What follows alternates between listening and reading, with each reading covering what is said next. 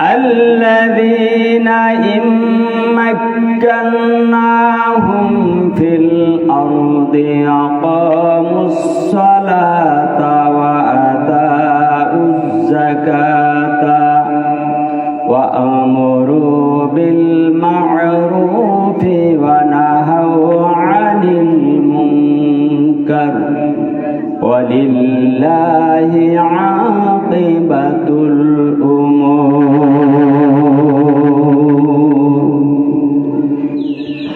وقال النبي صلى الله عليه وسلم الساكت عن الحق الشيطان نكروس. وقال تعالى في شان حبيبه مخبرا وآمرا إن الله وملائكته يصلون على النبي يا أيها الذين آمنوا صلوا عليه وسلموا تسليما. اللهم صل على سيدنا مولانا محمد وعلى آل سيدنا شافعنا محمد আর محبতে পড়ুন اللهم سيدنا مولانا محمد وعلى آل سيدنا شافعنا محمد আরশ কুরসি লৌহ কলম সৃষ্টি যাহার উসিলায় নিজে আল্লাহ খুশি হইয়া নাম রাখলেন তার হাবিবুল্লাহ। আল্লাহুম্মা সাল্লি আলা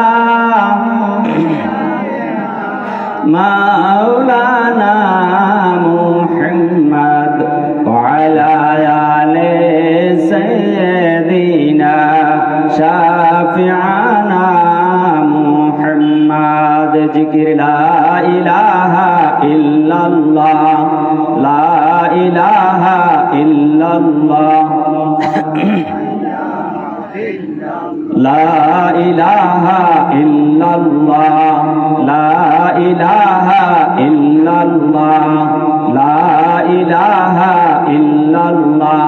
হায়রে সাদ্দাত জান্নাত বানাইলো হায়রে সাদ্দাত জান্নাত বানাইলো মনের মাতন সাজাইলো হায়রে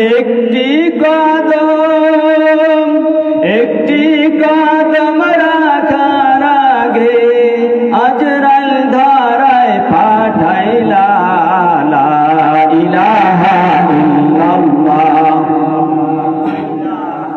লা ইলাহা ইল্লাল্লাহ।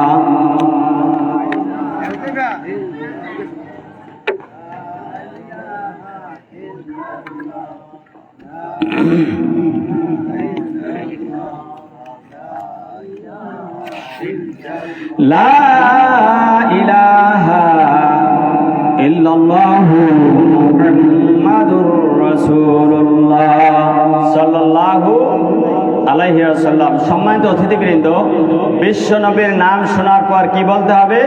সাল্লাল্লাহু আলাইহি ওয়াসাল্লাম। কমপক্ষে এই ছোট্ট দূরটাও যদি না পড়ি আমরা, আমাদের উপরে আল্লাহর গজব আসতে পারে। ঠিক না ঠিক বলে? সম্মানিত অতিথিবৃন্দ, দক্ষিণ ব্যাতপুর বটতলা স্থানীয় যুবকদের উদ্যোগে ষষ্ঠ বার্ষিক তাফসিরুল কোরআন মাহফিলের সম্মানিত আজকের এই ঐতিহ্যবাহী মাহফিলের সম্মানিত সভাপতি সাহেব মঞ্চে উপবিষ্ট আছেন জনাব মোহাম্মদ মুস্তফা জামান, ইংলিশ প্রভাষক, ব্যাতপুর সিনিয়র মাদ্রাসা। আমাদের প্রধান আকর্ষণ, প্রধান অতিথি মাওলানা আহমদ আলী জিহাদি, তিনিও আমাদের মাঝে এসে পড়েছেন। অন্যান্য ওলামায়ে কেরাম, আসাতেজায়ে কেরাম, মুরাব্বিয়ানে কেরাম, কলিজার টুকরা যুবক বৃন্দ, ছোট্ট ছোট্ট কলিজার টুকরা সোনামণিরা, মাইকের আওয়াজ যতদূর যায় পর্দানিশি আমার কলিজার টুকরা মা ও বোনেরা, সকলের প্রতি রইল আমার আন্তরিক সালাম ও মোবারকবাদ। আসসালামু আলাইকুম ওয়া রাহমাতুল্লাহি ওয়া বারাকাতুহু। আসসালামু আলাইকুম ওয়া রাহমাতুল্লাহি ওয়া বারাকাতুহু। আপনারা সবাই কেমন আছেন? আমি উপরে বসছি, বেয়াদবি মাফ করবেন, এটা বসার আদব মাহফিলের, অন্যথায় এখানে বসা আমার ঠিক না। আর আমার যে এলেম কালাম তাদেরও আমার কথা বলার যোগ্যতা নাই, তারপরও আমি চেষ্টা করি দু একটা কথা শেখার, কোরআন পড়ার। এদিকে আমি চেষ্টা করব আপনাদের মাঝে সংক্ষিপ্ত পরিসরে কোরআন হাদিস দিয়া যে আমরা কি কারণে জাহান্নামে যাব এর উপরে কিছু কথা ইনশাআল্লাহ আমি বলার চেষ্টা করব। আল্লাহ তাআলা যেন আমাকে কিছু সহি কথা বলার এবং বুঝার, আপনাদেরকে বুঝার, শোনার, আমলের নিয়তে, হেদায়েতের নিয়তে শোনার, বোঝার তৌফিকটুকু আল্লাহ তাআলা যেন দান করে। সকলে বলুন আমিন। রব্বিশ রাহলি সাদরি ওয়া ইয়াসসির লি আমরি ওয়াহলুল উকদাতাম মিন লিসানি ইয়াফকাহু কওলি। সম্মানিত অতিথিবৃন্দ, তার আগে আমি অনুরোধ করব, অনেক মানুষ আসলে বলে দেখা হইলে, আবুল কালাম ভাই আপনার আলোচনা শুনতে আমাদের খুব ভালো লাগে। এই কথাগুলো আমার তখন সার্থক হবে, ভালো লাগবে দিল থেকে, যখন আমার সামনে মানুষগুলোরে বসা দেখবো, ঠিক না বেরি বলেন? আর আমার কথা না শোনেন, একটু পরেই তো প্রধান অতিথি আসতেছে, তার সম্মান রক্ষার্থে, আদব রক্ষার্থে আপনারা যারা আছেন আশেপাশে, আমি আলোচনার আগে অনুরোধ করব আপনারা আসুন, আমার কথাও শুনুন, তার কথাও শুনুন। কার কথার দ্বারা আপনার আমার হেদায়েত হয় কেউ বলতে পারবে না। এমনও তো হতে পারে আগামীকাল সাদা কাপড়ের কাফন পরে ঘর থেকে খাটিয়ায় চড়ে কবর দেশে যাওয়া লাগতে পারে, কি পারে না? আমরা একটু মরণের কথা স্মরণ করে আমরা দক্ষিণ বাতমোর মানুষগুলো যে ভালো এটা প্রমাণ করার জন্য আমি মাঠে সবাইকে চাতক পাখির মতো দেখতে চাই। আল্লাহর কাছে সবাই আমি সহ দোয়া করেন, আল্লাহ যেন সকলকে এসে বসার তৌফিক দান করে। সকলে বলেন আমিন। সম্মানিত অতিথিবৃন্দ, আমরা যে আজকে জান্নাতের ফুল বাগিচা আসতে পেরেছি, বসতে পেরেছি, এজন্য আমরা খুশি না বেজার? আল্লাহ যাদেরকে কবুল করেছে আরশে আজিম থেকে, তারাই কোরআনের মাঠে আসতে পেরেছে, ঠিক না বেঠিক বলেন? জয় রব্বুল আলামিন আপনাকে আমাকে কোরআনের জান্নাতের বাগিচায় এসে বসার তৌফিক দান করেছেন, তাকে ধন্যবাদ দেওয়ার জন্য, তাকে খুশি করার জন্য দিল থেকে সর্বশক্তি উজাড় করে চা খাওয়াবো না, দেখি কার কত শক্তি আছে। আল্লাহকে ধন্যবাদ দেওয়ার জন্য সকলে বলুন আলহামদুলিল্লাহ। আরো জোরে বলুন আলহামদুলিল্লাহ। সম্মানিত অতিথিবৃন্দ, আমি আপনাদের সামনে নগণ্য আলেম হিসাবে খুবই ছোট্ট একখানা আয়াত তেলাওয়াত করেছি এবং হাদিস, এরই আলোকে গবেষণামূলক, তাৎপর্যমূলক সংক্ষেপে কিছু কথা বলবিল্লা। মাশাআল্লাহ, যদি আপনারা দিলের কান দিয়া শোনেন, আমার দিকে চাতক পাখির মতো তাকান, ইনশাআল্লাহ মনের কথাগুলো আয়াতের মধ্য দিয়ে আমি বলে দেব। বলুন আলহামদুলিল্লাহ। আপনারা কোরআনের কথা শুনবেন না গল্প কাহিনী কিসসা শুনবেন? কথা কর না, কারো কোনটা শুনবেন? রব্বুল আলামিন বলেন 14 নম্বর পারা সূরা নাহলের 44 নম্বর আয়াতের মধ্যে রাসূল পাক সাল্লাল্লাহু আলাইহি সাল্লামকে ডাক দিয়ে আরশ আজিম থেকে জানিয়ে দিলেন, ওয়া আনসালনা ইলাইকা যিকরা লিতুবাইয়িনা লিন-নাস মা নুজিলা ইলাইকা। বলুন আল্লাহু আকবার। আল্লাহ তাআলা বলে, ও হাবিব, ওয়া আনসালনা ইলাইকা যিকরা লিতুবাইয়িনা লিন-নাস মা নুজিলা ইলাইহিম ওয়া লাআল্লাহুম ইয়াতাফাক্কারুন। আপনার সামনে যে সাহাবীরা বসা আছে, আপনার সাথে যে সাহাবীরা আছে, উম্মতেরা আছে, তাদের সামনে আপনি কোরআন দিয়ে ওয়াজ করুন। এই কথা কার? এদিক তাকান। কোরআন দিয়ে ওয়াজ করুন।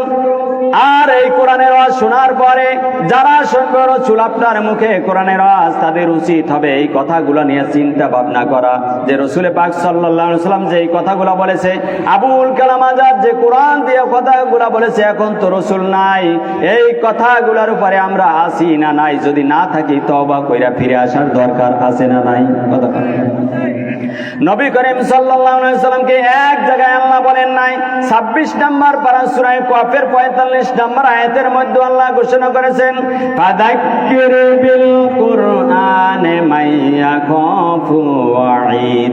ও রাসূল, যেই মানুষগুলোর দিলের মধ্যে আল্লাহর ভয় আছে, জাহান্নামের ভয় আছে, আমার ভয়তে চাতক পাখির মতো মাঠে বসেছে, ওই সমস্ত মানুষের সামনে ও রাসূল ও খতিব ও বক্তারা আপনারা কোরআনের দ্বারা ওয়াজ করেন এই কথাকার। সর্বোপরি সবসময় একটা কথা মনে রাখবেন, কোরআন ছাড়া কোনো কথা বললে এটা মানা যাবে না। ঠিক না ঠিক বলেন? সে আমার বাপ হোক, ইব্রাহিম আলাইহিস সালামের পিতা ছিল আজর, মূর্তি পূজা করত, তারপরে ইব্রাহিম আলাইহিস সালাম পিতার কথা মানে নাই। ঠিক না ঠিক বলেন? পিতা মাতার কথা ততক্ষণ পর্যন্ত শোনা জায়েজ আছে যতক্ষণ পর্যন্ত তারা কোরআন এবং হাদিসের আলোকে নির্দেশনা দেবে। ঠিক না ঠিক বলেন? সম্মানিত বৃত্তিবৃন্দ, শুধু তাই না, বিশ্ব নবী সাল্লাল্লাহু আলাইহি ওয়াসাল্লাম বলেছেন, নবী করিম সাল্লাল্লাহু আলাইহি ওয়াসাল্লাম বলেন, আস-সাকিতু আনিল হাক্কি আশ-শাইতানু নাকরুস। যারা অন্যায় দেখে চুপ থাকে, কথা বলে না, ওইগুলা আমার উম্মত না, ওইগুলা মুমিন বান্দা না, ওইগুলা হলো দুনিয়ার মধ্যে বোবা শয়তান। কোন শয়তান? অন্যায় দেখলে রুখে দাঁড়াবেন কারা কারা? কোরআনের আইন ছাড়া এই দেশে আইন চলবে না, রাজি আছেন কারা কারা? সম্মানিত অতিথিবৃন্দ, কোরআন দিয়ে কোনো কথা বললে ওই দরবারে যাওয়া যাবে না। আমি আবুল কালাম একটা কথাও আজকে ইনশাআল্লাহ কোরআন হাদিসের বাইরে বলতে চাই না। আল্লাহর নবী সাল্লাল্লাহু আলাইহি ওয়াসাল্লাম বলেন, মান ইত্তাবাল হুদা বিগাইরিল কুরআন আদাল্লাহুল্লাহ, রাহু তিরমিজি শরীফের হাদিস। আল্লাহর নবী সাল্লাল্লাহু আলাইহি ওয়াসাল্লাম বলেন, ও দুনিয়ার উম্মতেরা, যেই দরবারে কোরআন দিয়া কথা হয় না, সহি কোরআন হাদিসের আলোচনা হয় না, ওই দরবারে যদি হেদায়েতের নিয়াতে যাও, ওই ভণ্ড দরবারে যদি যাও, আমার আল্লাহ নিজে দায়িত্ব নিয়ে তোরে গোমরা বানাইয়া জাহান্নামে ঢুকাইয়া দেবে। বলুন না নাউজুবিল্লাহ। সুতরাং যেই দরবারে ডিস্কো চলে, যেই দরবারে কোরআন হাদিসের সহি আমল চলে না, ওই দরবারে যাওয়া যাবে? কথা কন না কেন আপনারা? হাক্কানি দরবার খুঁজে নেন। আপনি যেই দলে যান, কোরআন আছে কিনা, সহি হাদিসের আমল আছে কিনা দেখার দরকার আছে না নাই?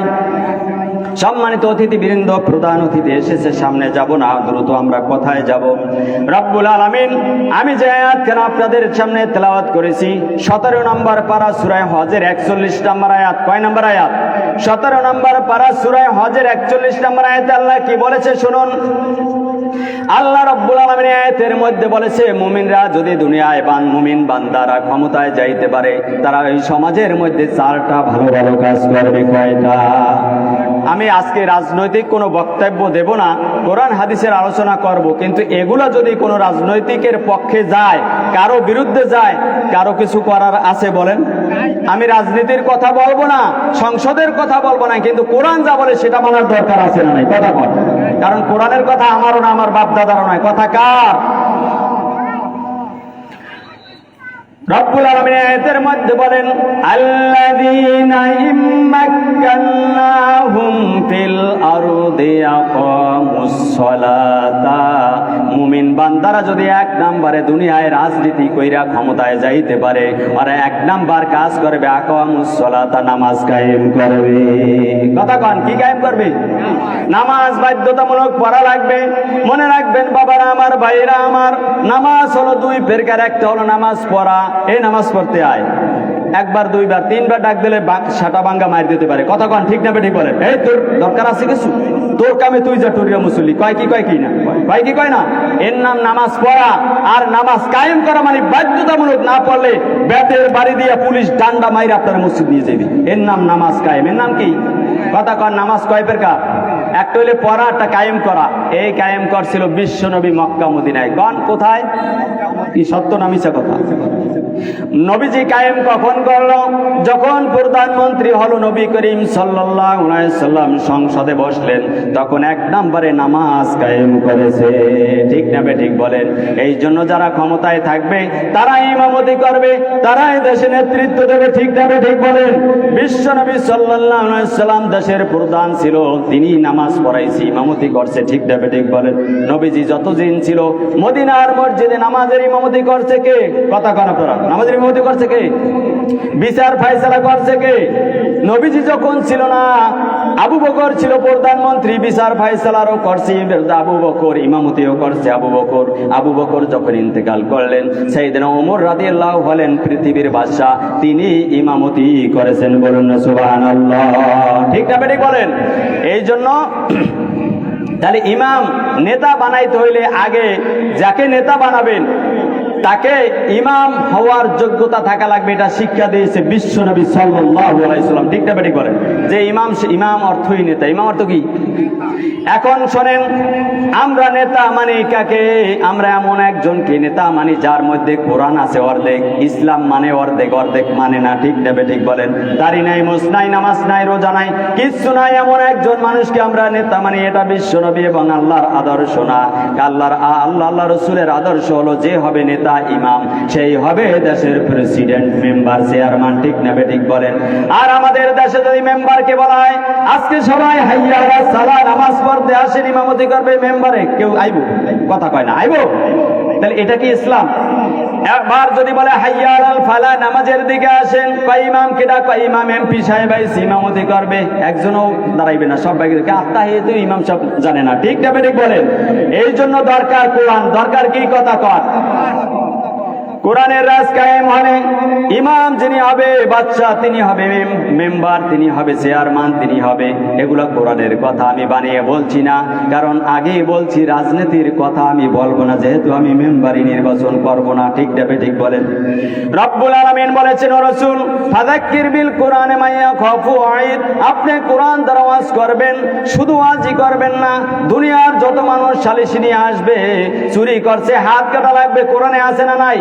সূরা মায়েদার 30 নম্বর আয়াত, ওয়াস-সারিকু ওয়াস-সারিকাতু ফাকতাউ আইদিয়াহুমা, চোর যদি মহিলা হয় পুরুষ হয়, চুরি করলে ধইরা হাত কাইটা দাও, এই হুকুম কার? তবে মনে রাখবেন, কলা চুরি আর কদু চুরি করলে কিন্তু হাত কাটার বিধান শরীয়তে নাই, যতক্ষণ পর্যন্ত না ওই সমাজের অভাব পূরণ না হয়। একজন মানুষ যদি অভাবগ্রস্ত হইয়া কদু চুরি করে, চাল চুরি করে, খাইবে কি পেটের অভাবে, এই লোকটার হাত কাটার ইসলামে সেটা মান্য করে না। বলুন না সুবহানাল্লাহ। ওমর রাদিয়াল্লাহু বলেছেন, এটা চলবে না। ইসলাম কায়েমের পর যাকাত আদায়ের মাধ্যমে এই দেশের অভাব যখন চলে যাবে, অভাব থাকবে না, তখন যদি কোনো মানুষ চুরি করে অথবা কলমের খোসা মাইরা রাস্তার টাকা কোটি কোটি বিদেশে নিয়ে বাড়ি করে, আছে না নাই? কথা কন না কেন? এই চুরগুলারে ধইরা চোর সাব্যস্ত কইরা হাত কাটো, প্রয়োজনে বট গাছের লাগে উল্টো বাইলে ঝুলাই, আর পাও কাটো, ওর রাগ কাটো, হাত কাইটা দাও, অথবা এই দেশ থেকে ওরে বহিষ্কার করিয়া দাও, কারণ দেশে অভাব নাই, তুই অন্যায় কেন করলি? ঠিক না বেঠিক বলেন? এই হলো হাত কাটার বিধান। সম্মানিত অতিথিবৃন্দ, আল্লাহ রাব্বুল আলামিন বলেন, আল্লাযীনা ইম্মাক্কান্নাহুম ফিল আরদি আকামুস সালাতা, মুমিন ক্ষমতায় গেলে এক নাম্বার তোমরা কাজ করবা, যদি কোরআন ক্ষমতায় বসাইতে পারো, নামাজ কায়েম করবা। কি কায়েম? কথা কন। নামাজ যদি কায়েম করেন, হ্যাঁ, বিশ্বনবী ছিলেন প্রধানমন্ত্রী, তিনি ইমাম ছিলেন, ঠিক তেমনি ভাবে ওসি সাহেব যদি থানা প্রধান যদি ইমামতি করে, ওই ওসি দ্বারা ঘুষ খাওয়া সম্ভব না। ঠিক না বেঠিক বলেন? আর ওই 2 নম্বর ওসিও তখন নিয়োগ হবে না। ঠিক না বেঠিক বলেন? এরপর যদি আপনি যান পার্লামেন্টে, প্রধানমন্ত্রী যদি হয় নামাজি, প্রধানমন্ত্রী যদি হয় তাহাজ্জুদ বুজুর্গি, আজান দেওয়ার পর যদি সচিবালয় প্রধানমন্ত্রী ইমামতি করে, ওই সচিবের দ্বারা দেশের কোনো মানুষ না খাইয়া থাকতে পারে না। ঠিক না বেঠিক বলেন? বিশ্বনবী এটা হাতে কলমে শিক্ষা দিয়েছেন। এই জন্য আল্লাহ বলেন, ও দুনিয়ার বান্দারা, কেন তোমরা ভোট দাও না ভালো মানুষ দেখে? কেন যোগ্য মানুষকে তোমরা এমপি, মিনিস্টার, প্রধানমন্ত্রী, মেম্বার বানাও না? এমন একটা সুসা বিড়ালকে মেম্বার বানাইছো, এমন একটা সুসা বিড়ালকে এমপি বানাইছো, এমন একটা সুসা বিড়ালকে পার্লামেন্টে বসাইছো, রাস্তার ইট চুরি করে, অর্থাৎ রাস্তায় সিমেন্ট দেয় না। ঠিক না বেঠিক বলেন? এখানে স্কুল লাগবে দেয় না, ব্রিজ লাগবে দেয় না, জাকাতের টাকা উঠে অসহায় গরিব দুঃখী মেহনতি মানুষের হাতে হাতে পৌঁছে দেয় না। একজনে 10 তলায় থাকে, একজনে না খাইয়া মরে, কোনো খবর নাই। ঠিক না বেঠিক বলেন? এই জন্য রব্বুল আলামিন বলেন, এক নম্বরে নামাজ কায়েম করা লাগবে, বাধ্যতামূলক নামাজ পড়া লাগবে। মনে রাখবেন, 6666টা আয়াত কোরআনের মধ্যে, একটা আয়াতের মধ্যে আছে, ও বান্দারা তোমরা নামাজ পড়ো। আর সমস্ত আয়াতে তোমরা নামাজ কায়েম করো কার কথা? কথা কর না কা? একটা আয়াতে নামাজ, এই জন্য নামাজ পড়ায় ব্যস্ত। আপনারা তারাবির নামাজ পড়তে ব্যস্ত। কেউ বলে 8 রাকাত, কেউ বলে 20 রাকাত। নাউজুবিল্লাহ কোন? ওমর রাদিয়াল্লাহু শিক্ষা দিয়ে গেছে 20 রাকাত নামাজ পড়তে হবে। তারাবি কয় রাকাত? কথা কন, কয় রাকাত? যেই সাহাবী ছিল বিশ্ব নবীর মডেল, তার সাথে থাকতো সব সময়, ওই সাহাবী যদি 20 রাকাত পড়ে, নবীজি পড়েছেন কয় রাকাত? কথা কন। আল্লাহ নবী বলেন আলাইকুম বিসুন্নতি ওয়া সুন্নাতিল খুলাফায়ে রাশিদিন আল মাহদিন। ও দুনিয়ার উম্মতেরা, আমি নবীজির সুন্নাতকে তোমরা মারির দাঁত দিয়ে আঁকড়াইয়া ধরবা। শুধু আমার সুন্নাতকে না, আমার হেদায়েত প্রাপ্ত যত সাহাবী ওমর আবু বকর আছে সকলের সুন্নাতকে তোমরা আঁকড়াইয়া ধরবা। আর সেই ওমর বলেছে তোমরা 20 রাকাত নামাজ তারাবি পড়বা। কি বলেছেন বলুন? তাহলে আমরা পড়বো কয় রাকাত? 8 রাকাত যে পড়ে বাড়ি বইয়ে পড়ুক। আপনি পড়তে পারেন না, অসুস্থ, আপনি না পড়লে তো দোষ নাই। আপনি কেন কম পড়তে বললেন? কিয়ামতের মাহশরে যখন ফরজ ইবাদতের ঘাটতি হবে, আল্লাহ রাব্বুল আলামিন ফেরেশতাদেরকে ডাক দিয়ে বলবে, ও আমার কলিজার টুকরা ফেরেশতারা, দেখো তো আব্দুল কুদ্দুস, আব্দুর রহমান, আব্দুল সত্তার, আব্দুল জলিল ওর কোনো নফল নামাজ ইবাদত ওর জীবনের পিছনে আছে কিনা, নফল রোজা, ওইগুলো ফরজের জায়গায় দিয়া ওরে জান্নাতে পাঠাইয়া দাও। সুবহানাল্লাহ। এজন্য নফল নামাজ, নফল রোজা ইবাদতের দরকার আছে না নাই? কথা কর। যারা সুন্নাতকে সুন্নাত মনে করেন না, তারা না পড়তে পারবে না। রব্বুল আলামিন বলেন মুমিন বান্দারা ক্ষমতায় গেলে 1 নম্বরে নামাজ কায়েম করবে। এদিকে আর সামনে বাড়াবো না, কারণ একটা আয়াতের ব্যাখ্যায় বাড়াইলে 1 ঘন্টা চলে যাবে। ঠিক না ঠিক বলেন? 1 নম্বরে বলে আকামুস সালাতা, নামাজ কায়েম লাগবে। ইন্না তাইনা সূরার মধ্যে আপনারা যে পড়েন ফাসাল্লি লিরাব্বিকা ওয়ানহার, ও রাসূল আপনি বলেন আপনারা কুরবানি করুন আল্লাহর নামে আর নামাজ পড়ুন। এই একটা সূরার মধ্যে শুধু নামাজের কথা আছে। আর কোরআনের যত জায়গায় এসেছে আকিমুস সালাতা ওয়া আতুজ যাকাতা, নামাজ কায়েম, নামাজ কায়েম। নামাজ কায়েম মানে কি? বাধ্যতামূলক। আর বাধ্যতামূলক করতে হলে কোরআন জায়গা মতো যাওয়ার দরকার আছে না নাই? ইউনূস ভাই যখন পার্লামেন্টে একবার বলছে, আমার ইউনূস দুদু, যে পলিথিন চলবে না, আমি সব পলিথিন বাড়িয়ে নিয়ে মাছে উঠেছি। কথা আপনারা বুঝেছেন? আর আমার নাম দুদু, আবুল কালাম দুদু, যদি এইখানে বইয়া গলা ফাটাইয়াও চিৎকার মাইরে ওয়াজ করি, চুরি বন্ধ হবে না। ঠিক নিয়ে ঠিক বলে? আমার নাহার আবুল কালাম যদি বলে সুদ বন্ধ করা লাগবে, নাই এখান থেকে বটগাছে ঝুলাই ফিরাবো, অরে আগে ঝুলামু, রাইতে আসুক পারি। ঠিক না ঠিক বলে? এই জন্য আমি গলা ফাটাই, আল্লাহ হেদায়েত না দিলে কাউকে হেদায়েত দিতে পারবো না। যদি জায়গা মতো আল্লাহর কোরআন বসে, একবার যদি বলি নামাজ না পড়লে একবারে বটগাছে ঝুলানো হইবে, প্রত্যেকটা বান্দা ওই মসজিদে যাইবে। ঠিক না ঠিক বলে? আমি সংসদ থেকে যদি একবার বলা হয় জাকাত না দিলে ওরে ধইরা আনো, এবং ব্যাংক থেকে ওর সব জাকাতের টাকা কাইটা কাইটা গরিবের মাঝে দাও, আল্লাহর কসম করে বললাম প্রত্যেকটা মসজিদের গরিব মুসল্লিরা মাসে কম পক্ষে যারা 5 ওয়াক্ত নামাজ জামাতে পড়বে, 7 থেকে জরিপ করে দেখা গেছে 8,000 টাকা মাসে বেতন পাইবে। কন্যা সুবহানাল্লাহ। তাহলে এই 8,000 টাকা ছাড়িয়ে দিয়ে 1,000 টাকা ছাড়িয়ে সুপারের কুয়ার উত্তর খাইয়া রাস্তাঘাট সব শেষ করছেন। আর গাঁজা খোর, ইয়াবা খোর, ডাইল খোর, বুট্টা খোর, মাগি খোর সব রাজনৈতিক অঙ্গনে বসাইয়া রাস্তারে গোল্লাই দিয়েছেন। এই জন্য দায়ীকে আপনি না আল্লাহ দায়ী। কথা বল না? এবার নেলা বানাইয়ে সামনে এনে দিয়েছে, এরপরে যদি নেলা ছাড়িয়ে দেন, দায়ী আপনারা না আল্লাহ দায়ী। কথা কন। আমি রাজনীতির কথা বলবো না, তবে কোরআনে যা আছে তা বলার দরকার আছে না নাই? সম্মানিত অতিথিবৃন্দ, সূরা মায়েদার 63 নম্বর আয়াতের মধ্যে আল্লাহ বলেন লাউলা ইয়ানহাহুমুর রাব্বানিয়ুনা ওয়াল আহবারু আন কাউলিহিমুল ইসমাক লিহিমুস সুহতা লাবিসা মা কানু ইয়াসনাউন। ও দুনিয়ার পীরগিরি যারা করছো, বাদদাগিরি যারা করছো, খতিবগিরি যারা করছো, মুফাসসিরগিরি যারা করছো, তাদেরকে আমি আল্লাহ বলি ডাক দিয়া শোনো শোনো, তোমরা যদি মানুষদেরকে গুনার কাজ ছাড়তে না বলো, হারাম জিনিস খাইতে নিষেধ না করো, কোরআন দিয়ে ওয়াজ না করো, মইরা সোজা হইয়া আসো, তোমাদের খবর আছে এই কথা কার? তাহলে আমাদের পারানি আছে না নাই? হক কথা না কইলেও পারাইবে কে? এই জন্য হক কথা এই মঞ্চে বলার দরকার আছে না নাই? কিন্তু রাজনৈতিক কথা বলবো না। কোরআন যদি রাজনৈতিক সাপোর্ট করে, আমার কিছু করার আছে। কথা বলেন, কথা বলেন, আছে? সম্মানিত অতিথিবৃন্দ, আল্লাহ বলেন আল্লাযীনা ইউকিমুনাস সালাতা ওয়া আতুজ যাকাতা। 2 নাম্বার যেই কাজটা করবে মুমিনরা, ক্ষমতায় গেলে ওরা যাকাত কায়েম করবে। কথা কন, কি কায়েম করবে? কায়েম মানে বাধ্যতামূলক। আগেই বলছি। আর পড়তে আসো, পড়তে আসো, এই আব্দুর রহমান নামাজ পড়তে উঠ, বেশি ডাকলে বুড়া তুই যে নামাজ পড়, আমি ঘুমামো। কথা বোঝে না ফজরে? তাহলে আর নামাজ কায়েম মানে পুলিশ খাড়াই থাকবে, সিসি ক্যামেরা থাকবে, বাড়ির চড়ে পাশার লাল করে দেবে। মক্কায় একটা লোক নামাজ ছাড়া থাকতে পারে কোন? আর কোরআন কায়েমের কারণে মক্কায় যে শান্তি, স্মরণের দোয়ান কোটি কোটি টাকা ফেলাইয়ে থুইয়া সব নামাজে। ঠিক না বেঠিক বলে? চুরি করবো কি? রাস্তায় তো লোকই নাই। এই কোরআন শান্তি দেয় না গাজায় শান্তি দেয়? কথা কর। এই দেশের গাজা আপনি আমি চিল্লাইলে বন্ধ হবে না। এই দেশের গাজা বাবা ইয়া বাবারা বন্ধ হবে না, রাতের ঘুম ওদের হবে না যতক্ষণ পর্যন্ত না এই কোরআন জায়গা মতো বসবে। ঠিক না বেরি করে? একটা চোরকে যদি এখানে ঝুলাইয়া হাত কাইটে দেওয়া হয়, একটা গাঁজা করিয়া বা খোরকে যদি মাটির নিচে গাইরে দেওয়া হয়, একটা জেনা খোরকে যদি এত ফুল মাটির নিচে ঢুকাইয়া উড়াইয়া দেওয়া হয়, ওই দেশে আর জেনা থাকতে পারে না। ঠিক না বেটি করে? দেখার পর সব শুধু হয়ে যায়। একমাত্র কোরআনই পারে আমাদেরকে শান্তি দিতে। মনে রাখবেন, আমাদের মধ্যে দুইটা দল। এক শ্রেণীর মানুষ আমরা পূর্ণাঙ্গ ইসলামকে পছন্দ করি। কি ইসলামকে? কথা কন। পূর্ণাঙ্গ ইসলাম পছন্দ করেন কারা কারা? পূর্ণাঙ্গ ইসলাম। আর এক শ্রেণীর মানুষ আছে অর্ধেক ইসলাম পছন্দ করে। ইসলাম হচ্ছে পূর্ণাঙ্গ ইসলাম। পূর্ণাঙ্গ কিরম শোনেন, একটা মানুষ অর্ধেক ইসলাম মানে, একটা মানুষ অর্ধেক মানে না। কেমন? যেমন নামাজের সময় কোরআন লাগে, ইমাম সাহেবের দাড়ি বড় কিনা, পাগড়ি আছে কিনা, তেলাওয়াত সহি কিনা, ইমাম মানি নেতা, এটা ভালো বোঝে। ওই চেয়ারম্যানের পর এটা ভালো বোঝে। কিন্তু উনি যে চেয়ারম্যান হয়েছে গ্রামের নেতা, ওনার যে দাড়ি রাখা লাগবে, নামাজ পড়া লাগবে, তাহাজ্জুদ পড়া লাগবে, জাকাত দেওয়া লাগবে, এটা উনি নেতাই বোঝে না। আর যেই বলদ আমরা যারা বানাই, এইগুলাই একবারও বিবেচনা করি না। মসজিদের ইমামদারে এত সুন্দর করে সাজাইয়া বানাই, আর গ্রামের ইমাম যেটা নেতা হয়, মেম্বার হয়, চেয়ারম্যান হয়, ওই শয়তানদারে ভোট দেয় আমরা। কথা বুঝেন আমার? এই জন্য প্রত্যেকটা সেক্টরে আপনার মেধার উপরে বিচার হবে কিয়ামতের মাঠে। ঠিক না বেটি বলেন?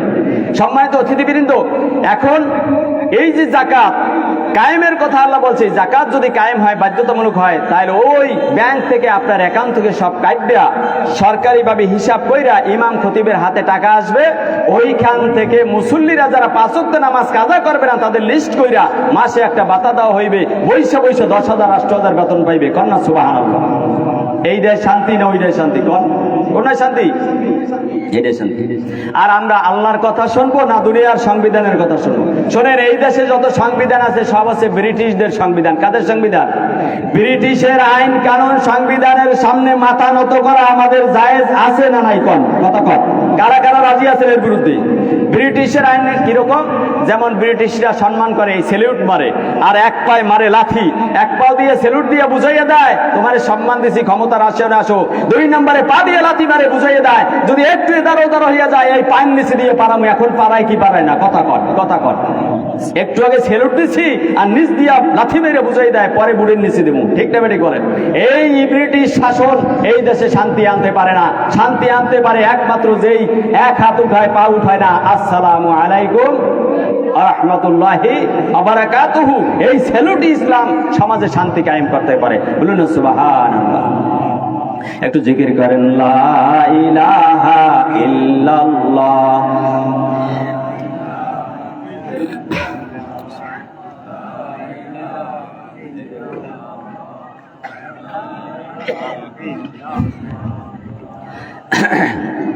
কি চা খাওয়ান না? এই জন্য জিকির আসতে। আর যখন স্লোগান দেন চা খাওয়াইবে মুড়ি সারে মেম্বারে, তখন তো জোরে মারফতি ডাক দেয়। ঠিক না বেটি বলে? জিকির লা ইলাহা ইল্লাল্লাহ। আরে নামাজ রোজা চাইরো না তোমরা, নামাজ রোজা চাইরো না, মা বাবাকে ভুলো না। হায়রে জান্নাতবাসী, জান্নাতবাসী হইতে চাইলে প্রাণভর করো সাধনা। লা ইলাহা ইল্লাল্লাহ, লা ইলাহা ইল্লাল্লাহ, লা ইলাহা ইল্লাল্লাহু মুহাম্মাদুর রাসূলুল্লাহ সাল্লাল্লাহু আলাইহি ওয়াসাল্লাম। সম্মানিত অতিথিবৃন্দ, এই লা ইলাহা ইল্লাল্লাহর মধ্যে বিরাট একটা ব্যাপার লুকিয়ে আছে, গোপন কথা লুকানো আছে। লা ইলাহা ইল্লাল্লাহ, লা অর্থ নাই। কথা কর আমার সাথে, লা অর্থ কি? না ইলাহা, আল্লাহ ছাড়া কোনো বিধান নাই, আল্লাহ ছাড়া কোনো সৃষ্টিকর্তা নাই, আল্লাহ ছাড়া কারো সংবিধান মানি না। লা ইলাহা ইল্লাল্লাহ অর্থ আল্লাহ ছাড়া কারো আইন মানি না, কারো হুকুম মানি না, কারো সামনে এই মস্তক অবনত হবে না। এই কথা যদি সংসদের সামনে যাইয়া কই লা ইলাহা ইল্লাল্লাহ, আল্লাহ ছাড়াও কারো আইন মানি না, আপনারে কি চা খাওয়াইবে না পিটান দেবে? কথা কন। আর এক বেচারা পিঠে তোপলা লইয়া হাতে লাঠি লইয়া কয় লা ইলাহা ইল্লাল্লাহ, লা ইলাহা ইল্লাল্লাহ, ডাক দিয়ে কয় চাল লইয়া যা, টাকা লইয়া যা, আল্লাহর ওলি আইছে। ঠিক না ঠিক বলেন? এক লা ইলাহা ইল্লাল্লাহ চা খাওয়ায়, বিস্কুট খাওয়ায়, পানি খাওয়ায়, চাল দেয়, আর এক লা ইলাহা ইল্লাল্লাহ লাঠি দিয়া বাইরায়। ঠিক না ঠিক বলেন? হ্যাঁ, এই লা ইলাহা ইল্লাল্লাহ বুঝে শুনে পড়তে হবে। লা ইলাহা ইল্লাল্লাহ দ্বারা আমরা আমাদের জিকির করেন লা ইলাহা ইল্লাল্লাহ।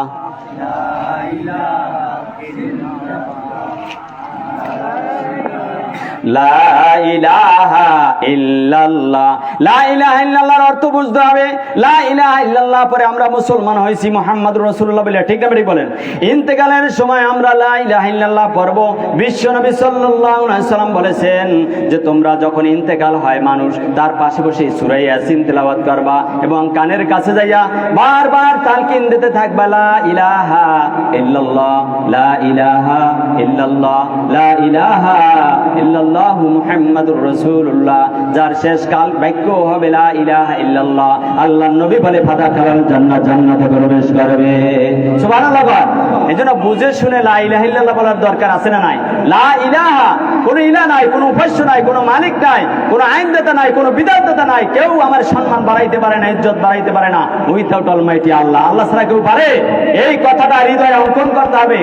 আল্লাহ রাব্বুল আলামিন এই কলেমা পড়ে যে আমরা মুসলমান হয়েছি, এই কলেমার উপরে একটা আয়াত নাজিল করে কোরআন শরীফের মধ্যে আমাদেরকে হুঁশিয়ার করে দিয়েছে লা ইলাহা ইল্লাল্লাহ বুঝে শুনে যারা পড়বে তারা ওই যে পাথর আছে, পাথর দিয়া সীসা গলাইয়া যে পাথর দিয়া প্রাচীর দেন, দেওয়াল দেন, এই দেওয়ালটারে 1000 মানুষ, 1 লক্ষ মানুষ যেমন ঠেলে সরাইতে পারবেন না।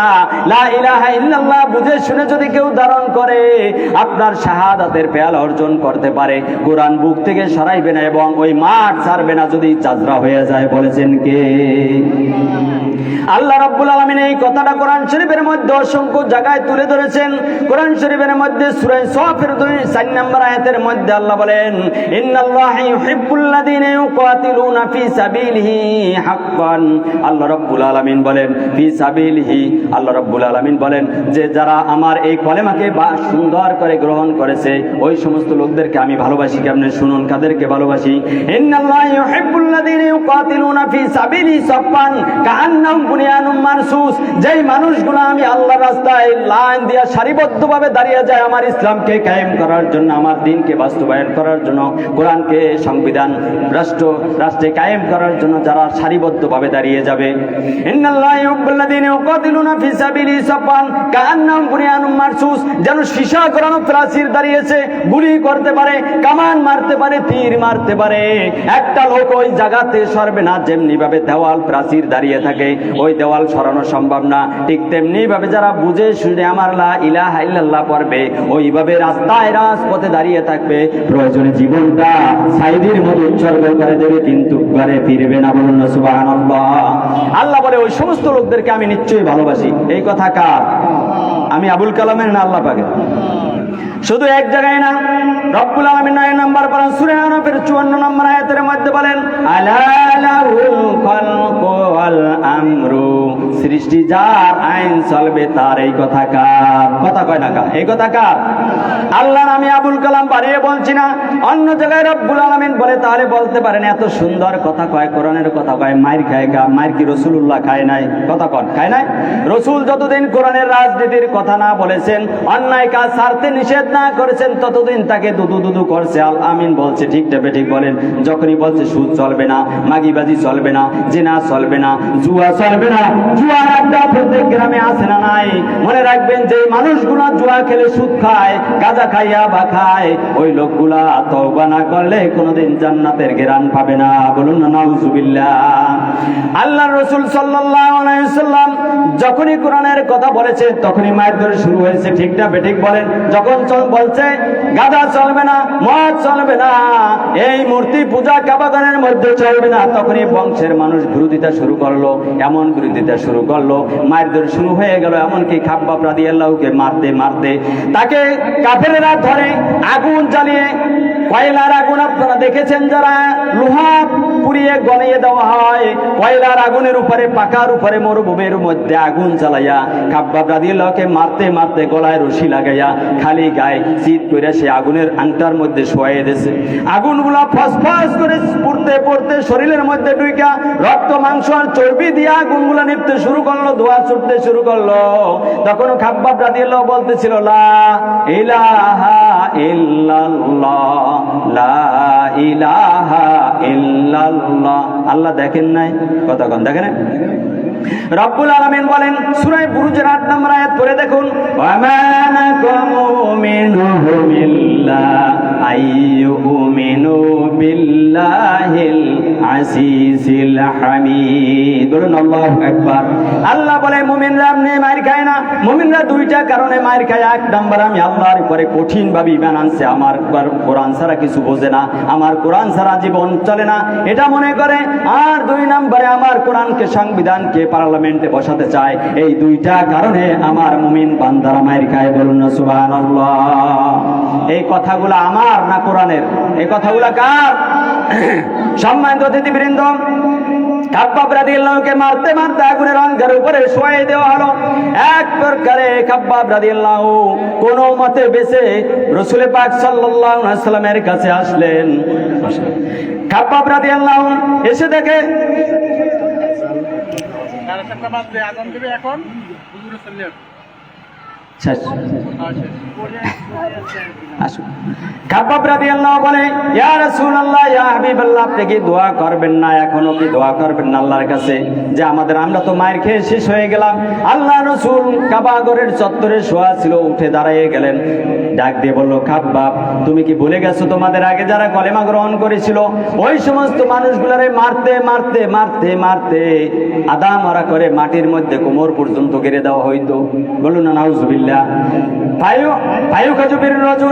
ওই লোকগুলাকে ধরা হতো, জমিন খুঁজে সেখানে ঢুকাইয়ে দেওয়া হতো, মানুষের পর করাত আনা হতো, এরপর মাথার উপরে সেই করাত চালিয়ে 2 ভাগ করে দেওয়া হতো। এরপর এরপর ওই মানুষগুলাকে করাত দিয়া ছেড়ে দিয়ে খণ্ড করা হতো। তারপরও তারা কলেমা মুখ থেকে ছাড়তো না, পড়তো লা ইলাহা ইল্লাল্লাহু মুহাম্মাদুর রাসূলুল্লাহ। শেষ করছি, একটু কথা বলি। বিশ্বনবী সাল্লাল্লাহু আলাইহি ওয়াসাল্লাম মার খেয়েছেন।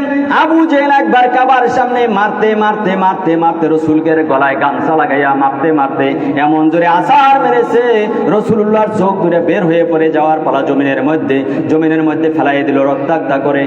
এই সময় আবু জেহেল বিশ্বনবী সাল্লাল্লাহু আলাইহি সাল্লামের আপন চাচা আমির হামজা বনের মধ্যে হরিণ শিকার করতে গিয়েছিল ধনুক দ্বারা। হঠাৎ লড়াইতেছে, হঠাৎ করে ওই হরিণ ফিরে তাকাইয়া পিছনের দিকে ডাক দিয়ে বলে, আমার আর লড়াইস না, আমি কাঁদতেছি, আমার জবান মালিক খুলে দিয়েছে, তোর আল্লাহর কসম লাগে এই মুহূর্তে বিশ্বনবী সাল্লাল্লাহু আলাইহি সাল্লাম তোর বাতিজাকে আবু জেহেল মারতে মারতে কাবার সামনে বেহুশ করে ফেলাইয়া রাখছে, তুই যে এই মুহূর্তে বিচার কর, তাহলে আমি হরিণকে লড়ানো লাগবে না, আমি হরিণ কথা দিলাম, আমি নিজেই গিয়া তোর ঘরে ধরা দেবো। বলুন না সুবহানাল্লাহ।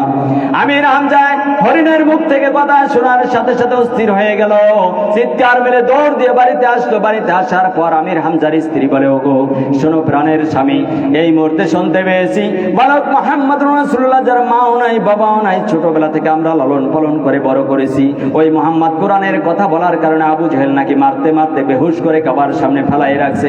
তোমার আল্লাহর কসম লাগে এই মুহূর্তে প্রতিশোধ গ্রহণ করবার মুহাম্মদকে বাড়িতে নিয়ে আসো, আর না আমি স্ত্রী কথা দিলাম তোমার ঘর আর করবো না। বলুন আল্লাহু আকবার। আমির হামজা আল্লাহু আকবার বলে একটা তরবারি নিয়ে দৌড় দিল। বিশ্বনবী সাল্লাল্লাহু আলাইহি সাল্লামকে যায়া চুমা খেয়ে মাথার মধ্যে একটা দৌড় দিয়ে আবু জেহেলের বাড়িতে গেল। যাই বলো, আবু জেহেলের বাচ্চা, তুই নাকি আমার কলিজার টুকরা মুহাম্মদকে মেরেছিস, তুই কি বুঝছিস মুহাম্মদের বাবা নাই মাও নাই, এতিম, আমরা চাচারা তো বেঁচে আছি, এক ফোঁটা রক্ত থাকতে ওকে মারতে দেব না, কেন মেরেছিস? কোরআনের হক কথা বলার কারণে জলদি করে বল। কোনো জবাব দিচ্ছে না। আল্লাহু আকবার বলে আমির হামজা আবু জেহেলের মাথার মধ্যে এমন ভাবে রান্দা দিয়ে অঙ্কিস্টিক দিয়া বাড়ি দিয়া জমিনের মধ্যে ফেলাই দিল। বলুন আল্লাহু আকবার। আবু জেহেলকে মেরে রক্তাক্ত করে ফেলাইয়া দৌড় দিয়ে এসে আমির হামজা চিৎকার মেরে কোলের উপরে উরুর উপরে মাথাটা উঠাইয়া দিয়ে বিশ্বনবীর চোখের পানি ছেড়ে কান্দে। বাতিজার জন্য মায়া আছে না নাই? একটা বনের পাখি ধরে পারলো বাসনা আছে না নাই? কলিজার টুকরা মুহাম্মদ রাসূলুল্লাহ সাল্লাল্লাহু আলাইহি আসমানের চাঁদের চেয়েও সুন্দর। কোলের মধ্যে মাথাটা রাখে অজর ধরে কাঁদছে আমির হামজার বলতেছিল, চাচা বাতিজা একটা বার খুশি হয়ে আপনি চক্ষু মেলে বলেন, আপনাকে যে মেরেছে আবু জেহেল, ওই আবু জেহেলকে এই রান্দা দিয়ে আমি মাথা বাইরে ফাটাই দিয়ে আসছি, আপনি খুশি হয়েছেন কিনা একটা বার বলেন। প্রতিশোধ গ্রহণ করছি।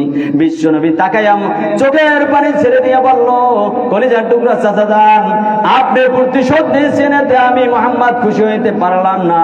আমি তখন খুশি হইতে পারবো যদি আপনার এই জবানটা দিয়ে একটা বার কলেমা আল্লাহর পড়ে নেন, লা ইলাহা ইল্লাল্লাহু মুহাম্মাদুর রাসূলুল্লাহ।